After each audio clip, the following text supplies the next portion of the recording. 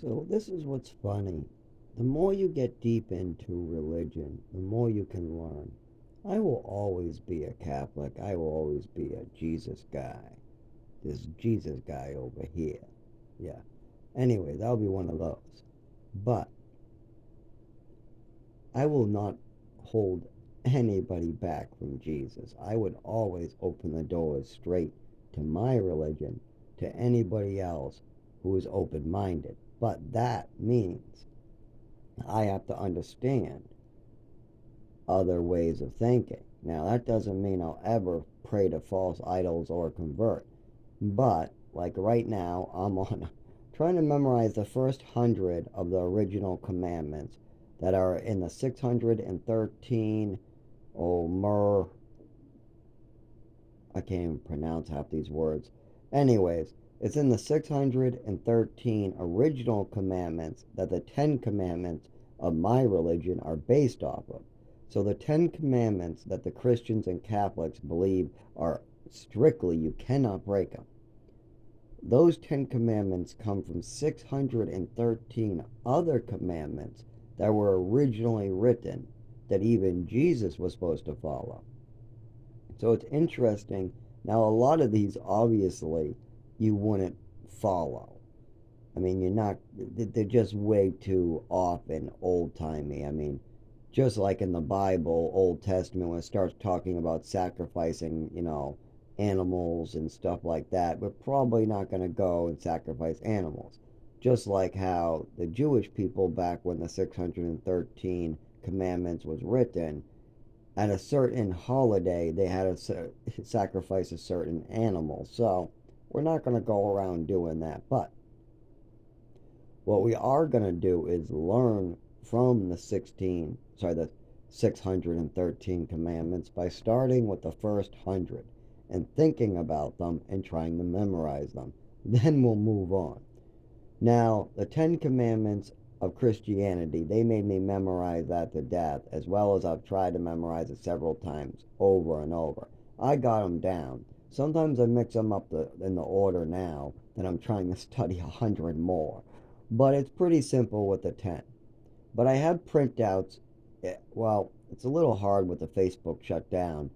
I guess one of my relatives didn't like me talking about how pharmaceuticals you should be watching out for. I just made a news statement on the news thing. I put copies of all of these different recalled medicines and candies, talking about how in the 1920s this was recalled, and in the 1940s this was recalled, and then in the 1950s this was recalled, and then in the 1980s this was recalled, then in the 1990s this was recalled, and then in the 2000s this was recalled. And look at these meds today that everybody's talking about now that I guarantee are going to be off the shelves if people get wind of what they're doing. And that's how the messages went out. Apparently, somebody wanted to get me shut down because they took a screenshot of one of my messages with no context, just saying, it's a picture of a pharmaceutical, old grade cocaine. Yeah, these are meds from like the 1800s. We're talking about bare aspirin heroin. And we're talking about like hospital cocaine that was given in the hospitals that you no longer can pick up over the counter. It's been recalled. You can't walk into the pharmacy and buy cocaine anymore. But this stuff was literally available. You could just walk in the pharmacy and pick up cocaine that was hospital grade. And they still kept it in pretty wide use, even in the hospitals with nurses having access to it today. So that's all that it had, all that little statements, a whole context page on it. But somebody tried to shut me down, and it wasn't Facebook. They said they got a complaint from another source that I was selling drugs. That is off the wall crazy.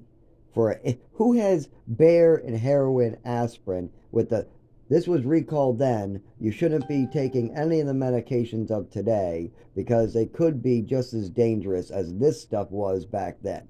How could anybody misunderstand those type of messages over those type of drugs? I mean, they don't even exist for like 100 years, and I'm using as an example So it shouldn't have been flagged at all. I've seen way worse drug stuff.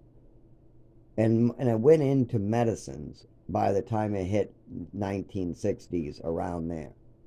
Went into things like Seroquel and like I think there was a candy pipe that they still sell today to children because it's made out of candy.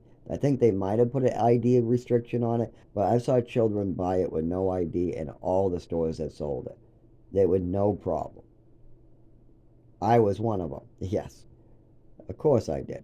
But we didn't smoke that one. When I became an adult, about 20, I bought another one as a gift for somebody and he tried to smoke out of it. I laughed because it wasn't my money. I was supposed to be getting him something he wanted. So he laughed. He was older than me, too. He was in his 30s. He was like 37. I was the one who was like 22, 21, something like that. And I'm buying him a candy pipe. Weirdest situation when you're living outdoors with a bunch of homeless people as the only people to protect you. The only people that will keep you alive if you have a seizure is the man next to you. That's just the truth. If you have a fall and you hit your head, the only way you're going to survive during winter and not die right there, right then, is if somebody is with you to call it in. That's it. Now, that was my job. I was babysitter. When people got drunk in winter, I was set up as babysitter. I fucking hated it. I hated being set up as babysitter. But you can't let these people just die on the streets or in the woods or whatever. So you get